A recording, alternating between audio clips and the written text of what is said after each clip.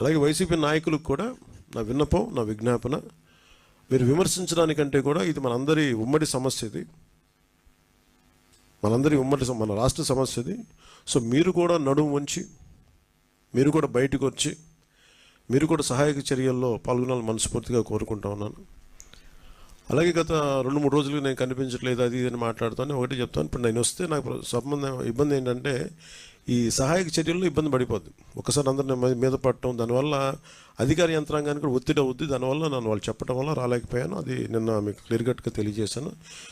ఇంకా దీన్ని విమర్శించాలని ఎవరన్నా వైసీపీ నాయకులు అనుకుంటే భవిష్యత్తులో ఎప్పుడైనా సరే మీరు నాతో పాటు రావచ్చు, ఎక్కడికైనా సరే నాతో పాటు నా కాన్వాయ్లో తీసుకెళ్తాను మిమ్మల్ని. నాతో పాటు నడవండి, ఎలా ఉంటుందో మీకు అర్థం చేసుకున్నప్పుడు అప్పుడు మీరే సలహా ఇస్తారు. అందుకని దయచేసి దీన్ని ఒకసారి మీ దృష్టికి తీసుకొస్తాను. కానీ విమర్శించే వైసీపీ నాయకత్వానికి ఎవరికైనా సరే రాష్ట్ర ప్రభుత్వం చేస్తున్న ఈ చర్యల మీద ఎవరన్నా విమర్శించదలుచుకుంటే వాళ్ళందరికీ కూడా ఫస్ట్ మీరు సహాయం చేసి మాట్లాడండి.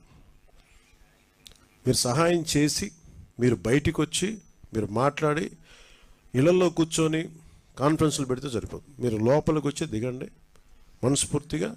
అలాంటి పరిస్థితులు అంటే మేము కూడా మాతో కలిసి తీసుకెళ్తాం.